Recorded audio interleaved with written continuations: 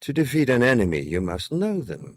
This is Tatooine Sons, the only fan podcast to name a canon Star Wars creature and to be endorsed by the writer and the director of The Last Jedi, Rian Johnson. We have been rather inconsistent. We've been in our recording schedule. Well, our lives have been inconsistent, but that's okay. Yeah, we're consistently busy. If you want to consistently busy. We've had a lot going on, but that's okay because we watched all of Ahsoka. We did, and we're ready to talk about all of Ahsoka. It was good. We are.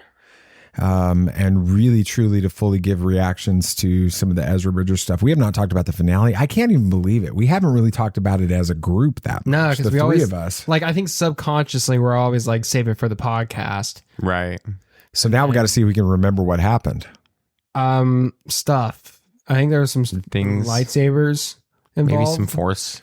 Yes, but not as many lightsabers as we would have hoped. But we'll, yeah, less by the end. Less by the end. That's right. And we'll talk about that. I have no idea what we just talked about with that, but we'll talk about that and some other things after this special announcement from the Christian Nerd HQ. This is Tatooine Sons. Hey nerds, this is David. You know me best from Tatooine Sons, but I want to introduce to you a new show coming to the Christian Nerd HQ. It's called the Bible Nerd Show. This is where a preacher, a teacher, and an average Joe all come together on a weekly basis to look at the blockbuster television series called The Chosen. Each week, we take a deeper look into it episode by episode as we uncover some of the best moments within the show, some of the biblical stories within it, and identify whether or not we agree with the choices that they made biblically.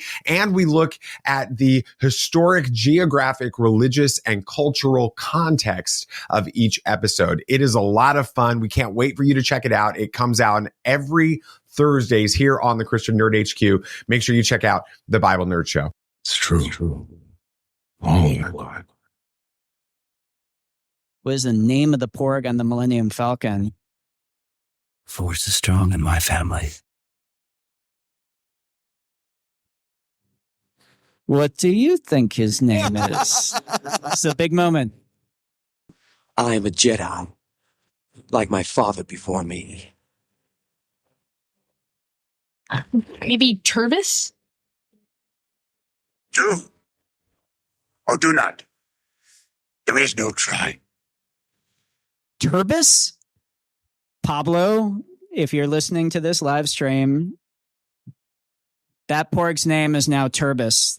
It's a good Star Wars name. We're not done yet.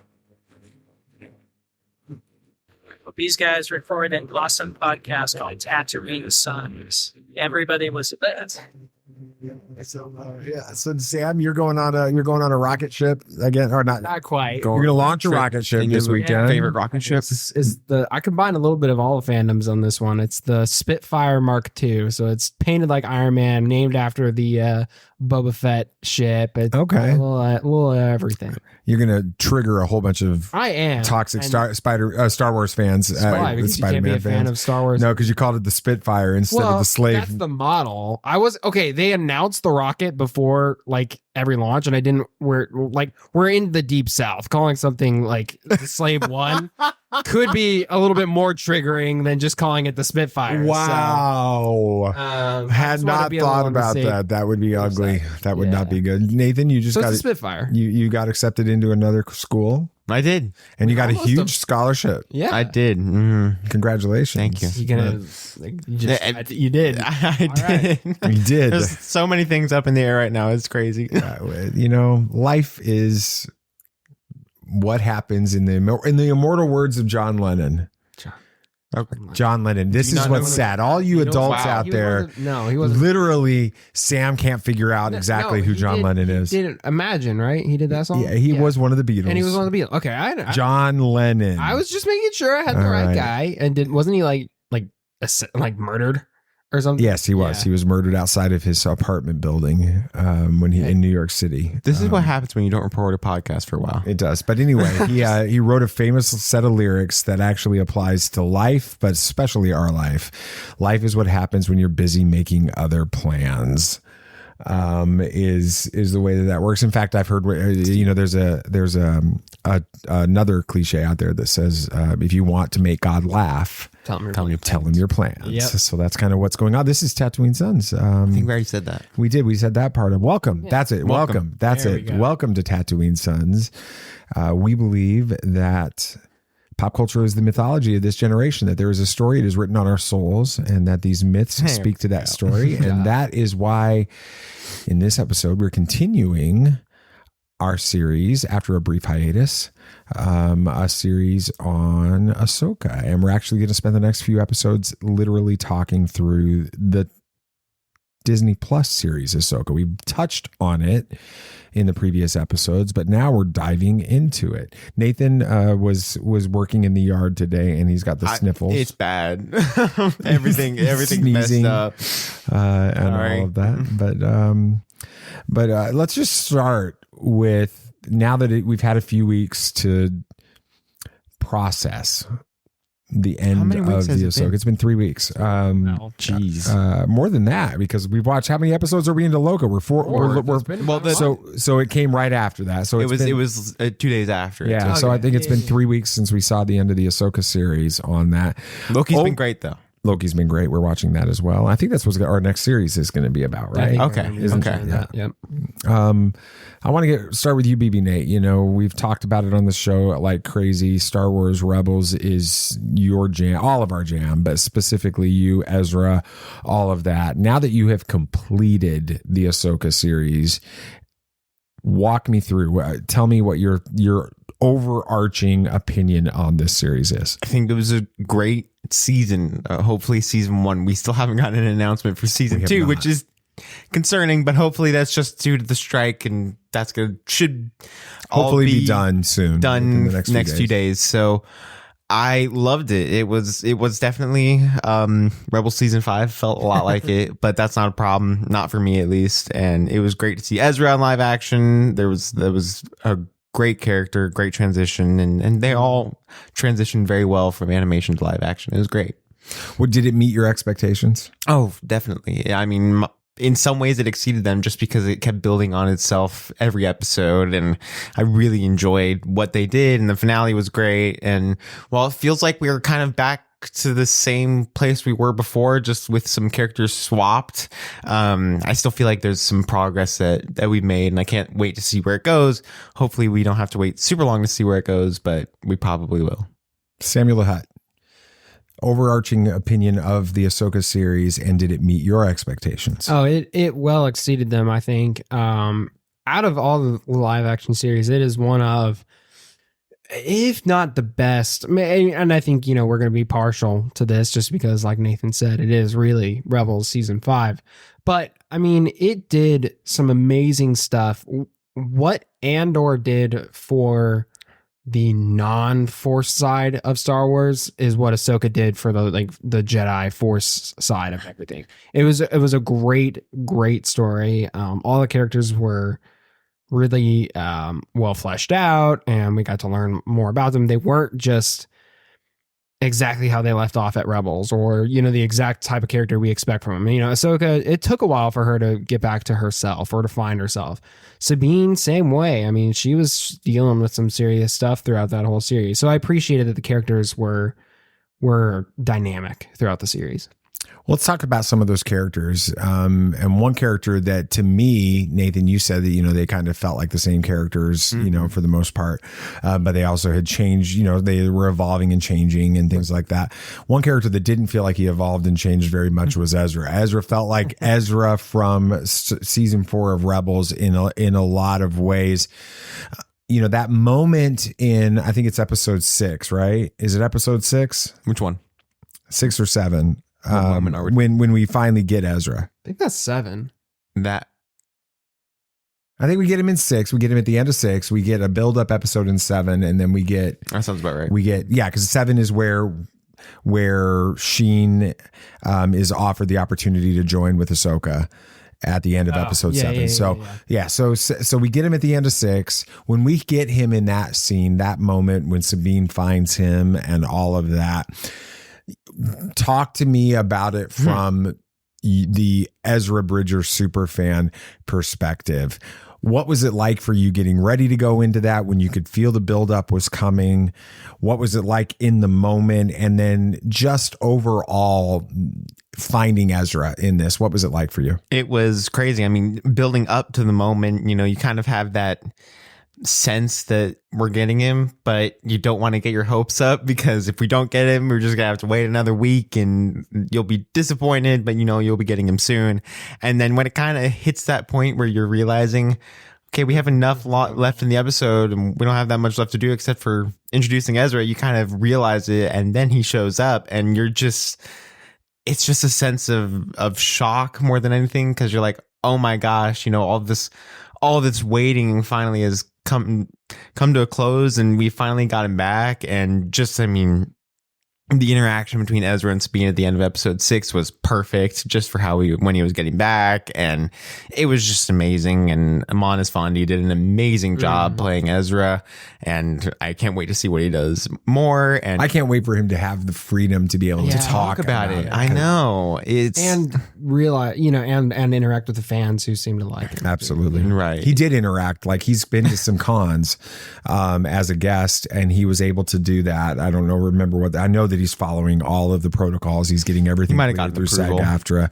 and all of that. Their SAG, they're getting the approval with that. But he was at I think it was FanFest in Dallas, and Ashley Cox from Fangirling Over Jesus was able to interact with him and awesome. stuff signed with him and stuff like that. And you could just tell he's super excited about it. But did it feel like Ezra? It did. It did. I mean, all the interactions he had, just the little like quips, I guess you could say, just the jokes he was having, and just the cockiness isn't the right word, but confidence. It's just confidence. Yes. That was great, and just everything about him just felt perfect for what we had, even though it's been years since we've seen him, and years in universe since he's interacted with anybody except for weird turtle things. Hermit crab people. There have been some that criticized that moment at the end of episode 6, that there wasn't more of an emotional embrace between them, or almost like the joke has been, because the same thing happens at the end of episode 8 when he returns to our galaxy and he doesn't hug Hera. Ezra's never been a very I don't know what the word is, like an emotional character. He doesn't really show. Well, he's very emotional. He gets very emotional about things, but he doesn't show it in that way, I don't think.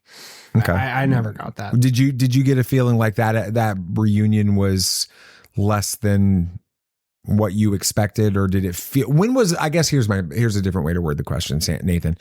For you, when did you know that's really Ezra? I'm going to be fine with where they go with him in this show. Was there a moment that it was just like, that's it for me? There was a ton of moments where that happened, but really where it hit me that I'm like, this is a perfect Ezra for this live action was, when he was fighting everybody and just kind of having fun with it more than anything. And, the Force is my ally and all that stuff. It just felt like this progression of finally getting Ezra in live action. It was great. One thing I liked is, he says the Force is my ally, and then he proves it. He kicks butt with that. But then, once things start getting dicey, he just grabs the newest blaster. Right. Fine. Which some people have criticized. He made his lightsaber a sort of blaster. His original. First lightsaber. I think it perfectly fits Ezra. I don't have an issue with it. I can't remember what type of training Balin describes his apprenticeship with Kanan as. It's something Jedi. I know you're talking about. I don't remember. I can't. He mentioned it really briefly. Yeah, but so the way that it's sort of been. I know we've talked about it on previous episodes, but the idea is sort of like this Wild West training of Jedi, this almost homeschooled Fast approach, training of Jedi, and that plays into it, right? The way that he is, and he's like, the Force is my ally, and he's doing it, he's using it, but then heck, he doesn't have a problem. There's no ego involved in that. If I need to survive, I'm going to pick up that blaster and I'm going to take out that stormtrooper, right? Because that's what you have to do in this new era.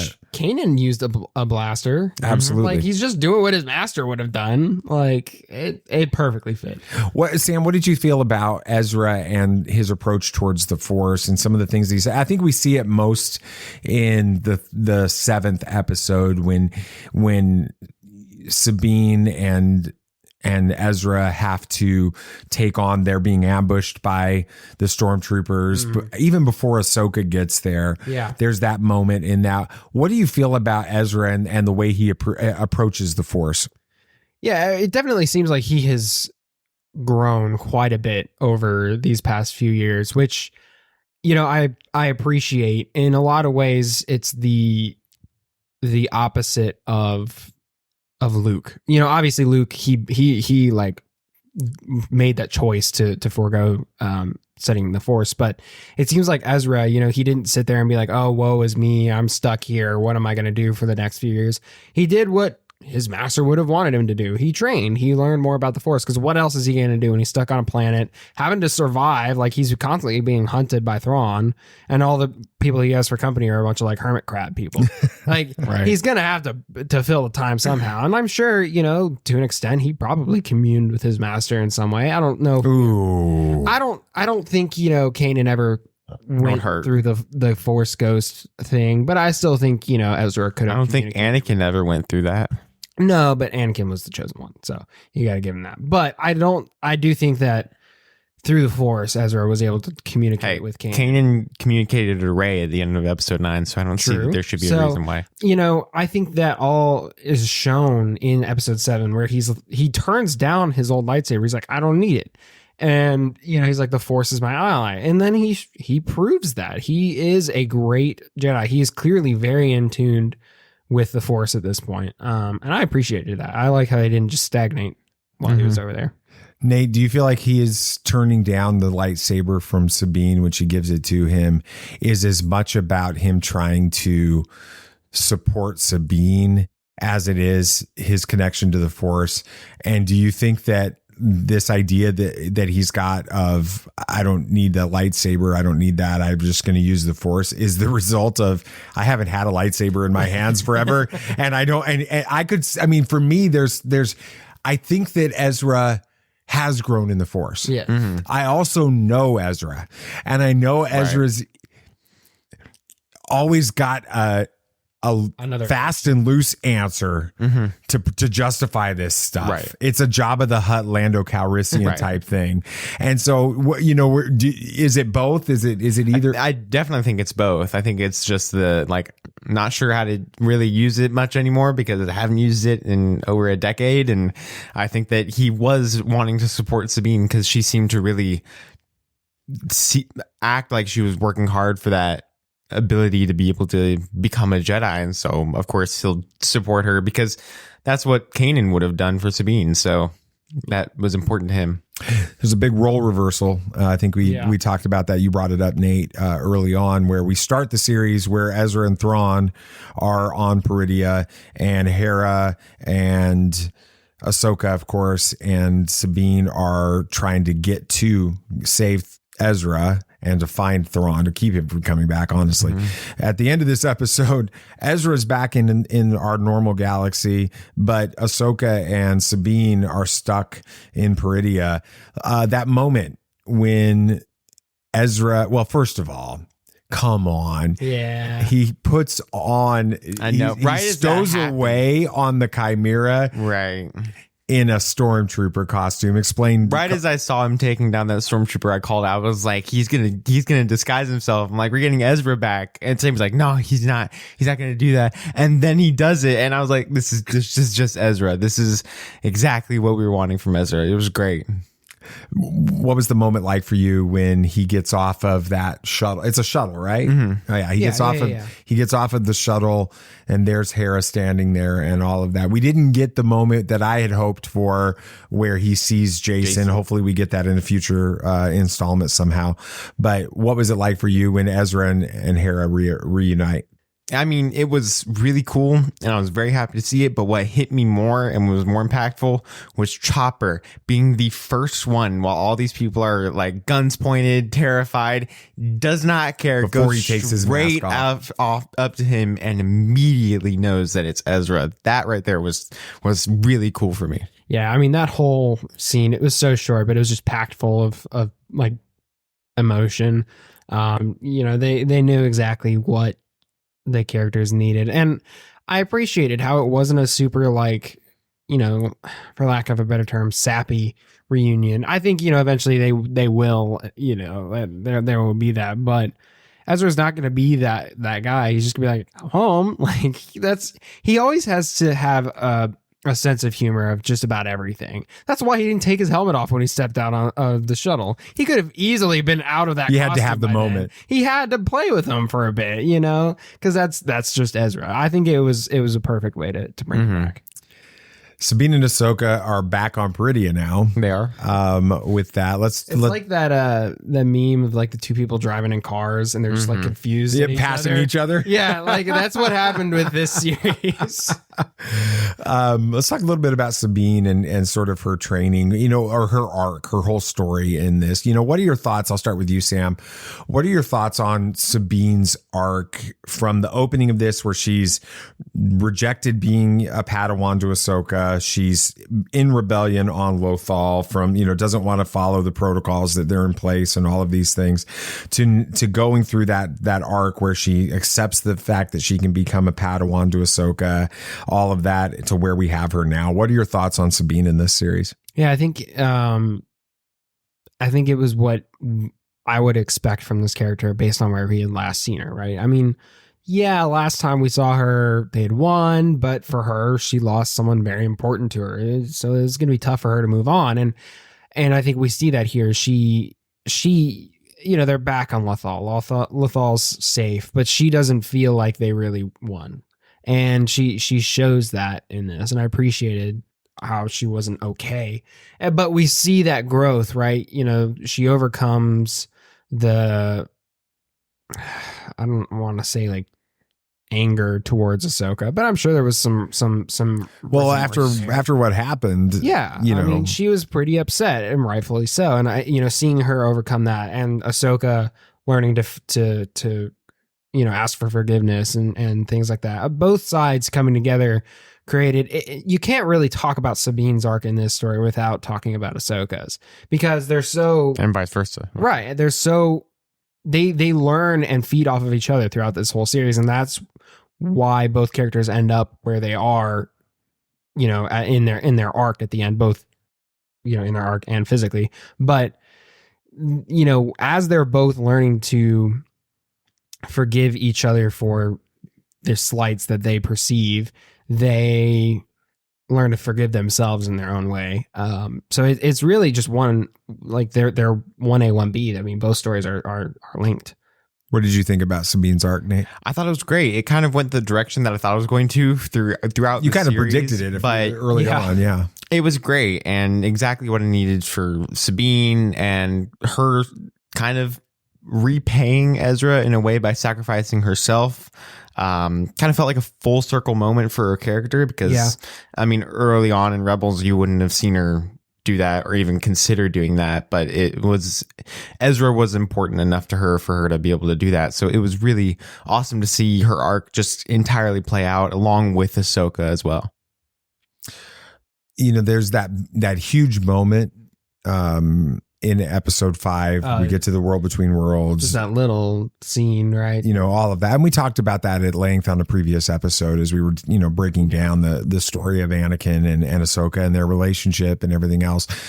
Nathan,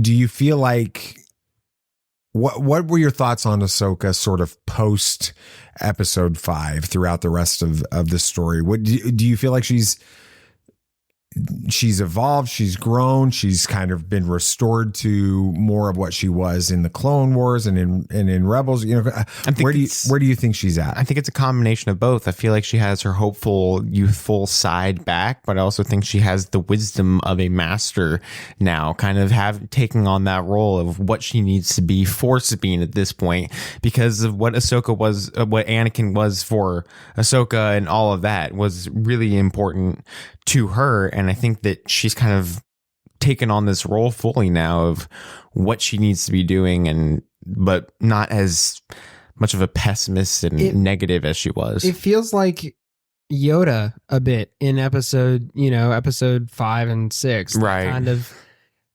obviously Yoda was wise and one of the greatest Jedi of all time, but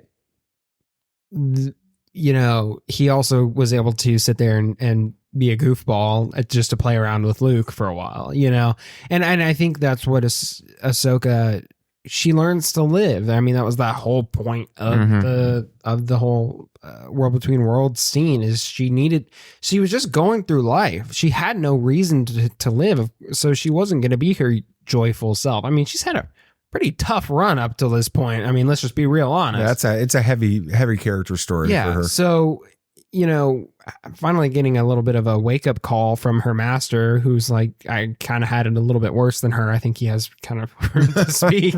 I think that was finally the kind of kick in the butt that she needed.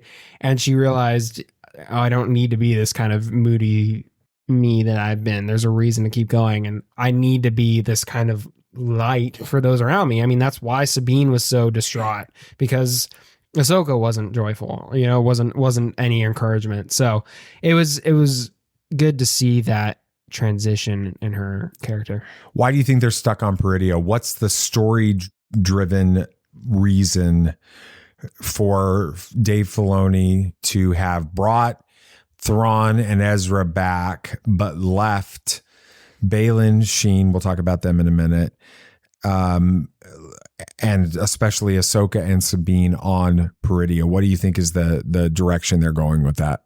I think for both parties, Sabine and Ahsoka and Baylan and Shin, I think that based on some stuff we saw at the end, I know we're going to talk about it here in a minute, I think both parties are going to undergo some serious soul searching is not quite the term I'm going for, but they're going to really grow in the Force. I think that's part of the reason why we saw Ezra's state there, is I think he's had years on this planet, and there's clearly some strong ties to the Force here, and I think both parties are going to realize that very soon and undergo some serious growth. So I think that's why Dave wants them stuck here. I think he has some important developments that they need to undergo on this special planet. Definitely that. And I know we're going to talk about it in a little bit, but I mean, the Mortis stuff, very important. And I feel like that's mainly the reason why you wanted them stuck there. The Master and the Apprentice is very important for the Mortis dynamic. Yes. And so a lot to do with that. And I don't want to explain what, when you say the Master and Apprentice, as far as the Mortis dynamic, what do you mean by that? Well, I mean, there's the father and then the daughter and the son, but the father is the master. And I feel like in between there is two different aspects of him as a master. You have the light master of the daughter, and then you have the dark side of the brother. So there, I feel like that's kind of where they're trying to go with it, with Baylan and Shin, and then Ahsoka and Sabine. So Thrawn's back in our main galaxy now. He's got crazy stormtroopers with him. We know that the Shadow Council from the Mandalorian season 3 was aware of the possibility that Thrawn could come back. Yep. I remember that. And they've been preparing for this moment. What is Thrawn planning, and how has he been kind of communicating this back to the Empire for this time since the Emperor's passing and the fall of the Empire? The thing about Thrawn is you're never going to really be able to predict him. Even when you think you've predicted his plan, chances are he's got 4,000 different alternatives that he's going to pull out and act like it was always the plan. So I have no clue. I mean, clearly his ultimate goal is to restore order to the galaxy, I guess, and his thought of that is the Empire. But as to the specifics, I mean, I've got no clue. Obviously, it doesn't succeed because by the time we get to episode 7, there's no Empire. There's this First Order thing that's kind of up and coming, but there's not this overarching threat that I think Thrawn was trying to institute. So clearly whatever he plans doesn't come to fruition, but I am curious to see what that could be. There's just so many ways he could go with it. And yeah, it's difficult to understand where he's going to be going with it. We don't know anything about his plan right now. Zero, nothing.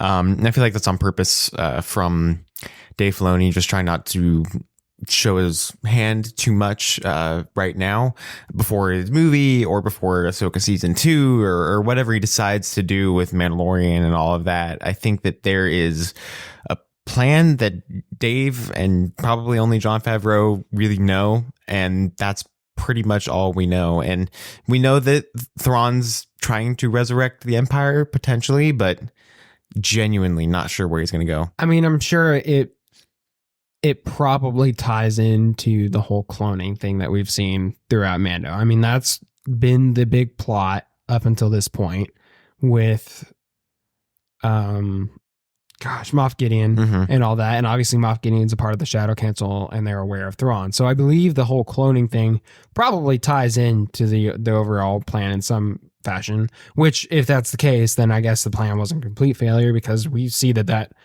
in a way worked in Rise of Skywalker, right? The Emperor was back. So I think that'll tie in somehow. But as to more specifics or more other theories I got, I don't know. Were you guys satisfied with Thrawn in the live action? Do you feel like he was the Thrawn that you remember, like not just in characterization, but like the intimidation factor, the brilliance factor, the chess player factor that we had in Rebels seasons 3 and 4? And I think you guys have both experienced a lot of the books and the stories with him as well. And not all of them, but some of them. Do you feel like this Thrawn, if you're just hearing about Thrawn, maybe you're a Legends fan, but you didn't do the novels in the canon era.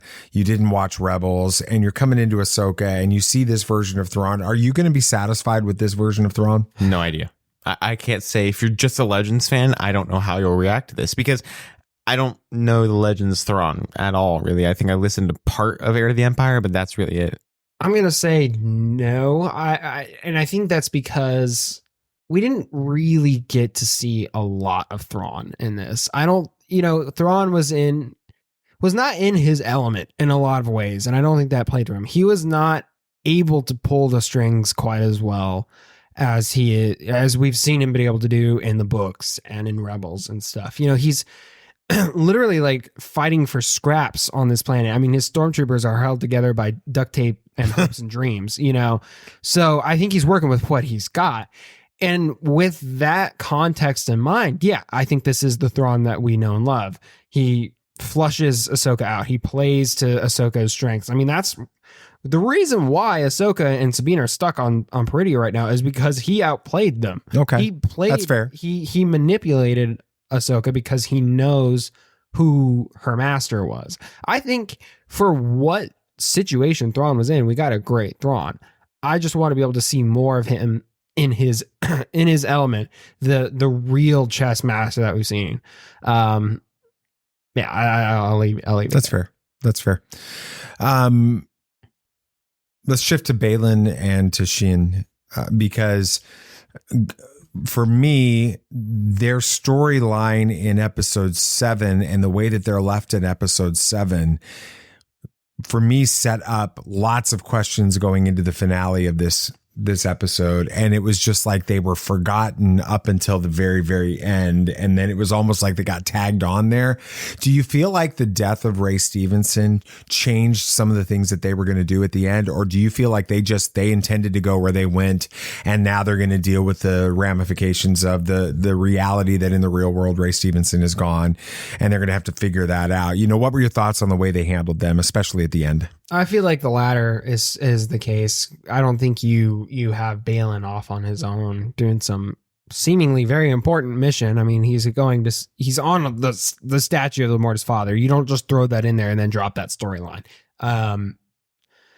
So I think everything is intentional. As to what that is, I don't know. I mean, it is weird that he would just be like, all right, you go have fun over there, like to Shin. That is unorthodox to say the least, but I think he even mentions that like your training's been unorthodox to this point. So might as well just keep it that way. Mm-hmm. I think they have some very intentional things planned for both characters. I think we're going to see a dilemma in Shin. She's going to start questioning what's right. Is her current path the correct path? Or, I mean, Ahsoka didn't kill her. Like she very well could have. She actually offered her help to her. So what's up with that? I think she's going to really she's going to struggle with some stuff in this season or in this next time we see her. And then for Baylan, I mean, who knows? Has this been the game for Baylan the whole time? I think was so. Thrawn just Thrawn was through just that. his excuse to getting to Peridia. For sure. No, I think he's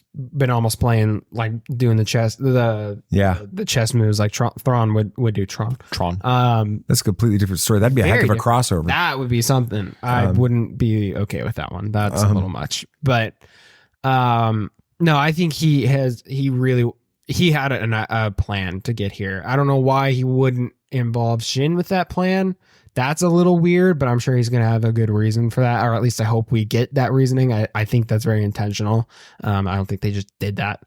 But as to what he's planning on doing with the whole Mortis stuff, that could be just about anything. We'll talk about that in a second. What did you think about the way they handled Baylan and Shin, especially in the finale? I thought that the characters throughout the entire season were great, especially Baylan. I think in the finale, they were not supposed to be the center. They had a lot they wanted to get done in that finale, and they didn't really have much story they needed to tell with them for where they were going. So just tag them on at the end as a little tease for what they were going for. And I think that was definitely on purpose, especially with Baylan and his connection with the Mortis characters and his talking in the whole season about how he's searching for a new power, a even stronger power than the Empire and all of that. And it's really showing how he has a plan and he's definitely there for a reason and knows why he's there. And something's calling to him. I think it's the Mortis. I think we saw that in Clone Wars, the same beacon at the end. So, oh yeah. We have that going on. So definitely the Mortis characters are coming in. What the deal with that is, what the deal with the convor at the end with Ahsoka is, not sure. What the deal with, Anakin is.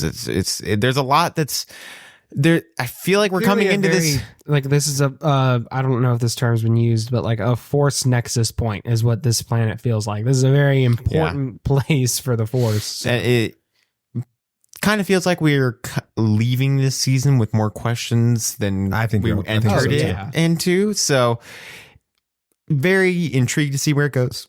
Hopefully we see where it goes soon, or at least know that we're going to see where it goes soon. But I don't know. Where do we go with this when, now that Thrawn is back in the main galaxy and you've got Hera set up as this general, this leader. You've got Zeb training recruits. You've got all this. I mean, where do we go with the in our galaxy or in the main Star Wars galaxy is what I mean. Story going forward. Where do you think they're going to take this? What's your predictions? We see Hera going around doing the Nick Fury Avengers Initiative thing and being like, I'm putting together a team, Thrawn, we've got this Thrawn guy we need to take care of. Genuinely though, that's not I think like in a way Mando, that's what we're going to see. Yeah, Mando, where the X-Wing pilot is and the new pilot. Carson Bo-Katan and the Death Watch, all those people. Boba Fett, and his criminal Fennec Shand and underground Black Chrysanthemum. He's alive. So is he? Yeah, he was. Yeah, he's alive. So so I think we're gonna see this Avengers Initiative kind of thing to take on this threat of Thrawn, which some people will probably get upset about, but I don't care. I think having a Mandoverse Endgame moment is cool with me. So.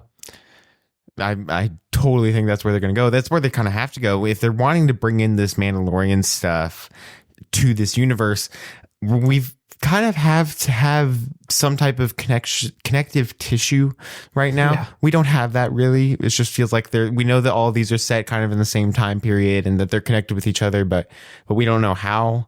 It kind of feels like the MCU right now. We're not sure what's going to happen, but we have to see that. At least with Star Wars, we've had crossovers. Feeling that we know that they know where they're going right. with it. And we have to see Grogu somehow. That's part of this. It's a huge piece that we haven't got answers piece. for. So we need to understand how he fits into all of this, which he's going to be like, I don't know. Mortis' father is his role at something. I don't know. Baby Yoda. I don't know. Mortis. Baby Yoda is going to be the Mortis I don't know father. about that one. But I really don't know where they're going to go with the entire All connection. I want is for the first time that Ezra sees Grogu. Yes. He's like, oh my gosh, it's Baby Yoda. And he's the only character every that would say that. fanboy who hates that, who there would be a complete split. It would be worse than The Last Jedi in Star Wars fandom. You would have the side of fans who are like, oh my gosh, you said it. I'm so, it's the greatest thing. And then you'd have a whole other side of fandom that's been loving the Filoni verse so far that would just completely drop. I'm Team Baby Yoda though. Oh, for I sure. am That'd too. be so funny. I would That's love for him to say that. something 'Cause Ezra that's would do. Exactly. That's exactly what Ezra would do. He would say, oh my gosh, it's Baby Yoda. And He's like, he'd be like, is that a Baby Yoda? right, yeah, right. And everybody would lose their minds, and I want it. I love it. I love it. So now that we've gotten this set up through the Ahsoka series, do you feel like there's a story here that's being designed to tie into the Dawn of the Jedi stuff that James Mangold's going to be doing in his film 10,000 years before all of this, and potentially even some things that could tie into the new Rey movie, series of movies with that type of thing? You know, where do you see that all playing into this? Is this a separate story, or is this the story that's going to tie it all together? I don't think this will be the story that ties all together. I do think that there will be aspects of this story that will be seen in others, like the Mortis stuff. I just think that this story is too far removed, both in timeline as well as content, for it to really tie in.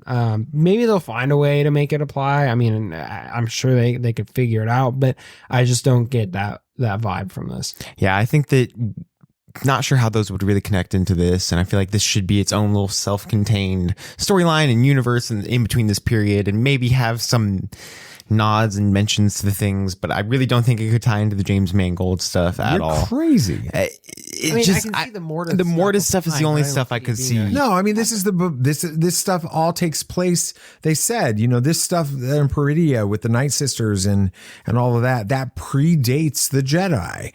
It's the Jedi find out about how to travel through hyperspace through the Purgle.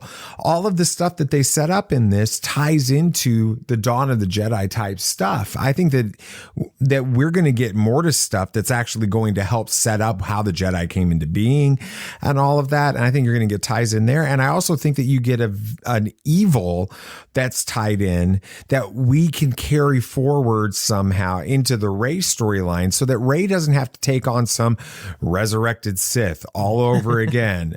All this. There's a different evil out there. Like a dark side entity, kind of like. Yeah, I think that the Mortis Darth stuff Bane all kind of ties stuff. into it. That's going forward, which I would love, because the reality is that tells me that Star Wars has a plan, if that's the case. And so maybe I'm just overthinking it.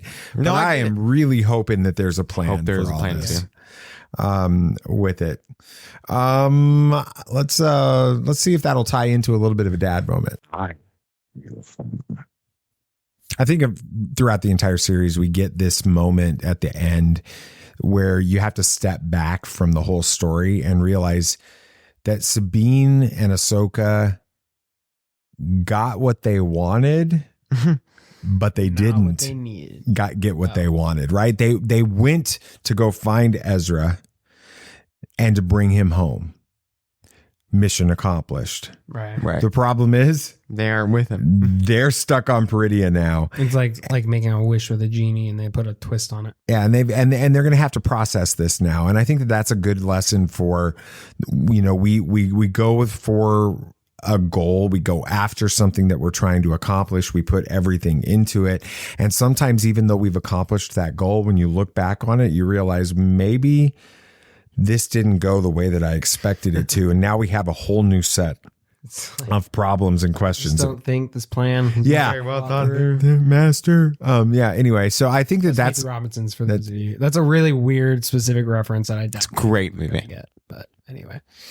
I think everybody listening to the show knew that was Meet the Robinsons because they're really awesome people that love all things nerdy. And if you haven't seen Meet the Robinsons, go watch it. Highly recommend it. It's great. It's a phenomenal movie. Phenomenal movie. But anyway, I mean, as far as a dad moment goes, I think that's a lesson to learn, right? You can go after it. And I don't think that there's anything wrong with what they did. I think they went after it with the right intentions and they accomplished their goal. And I don't think that they even regret it.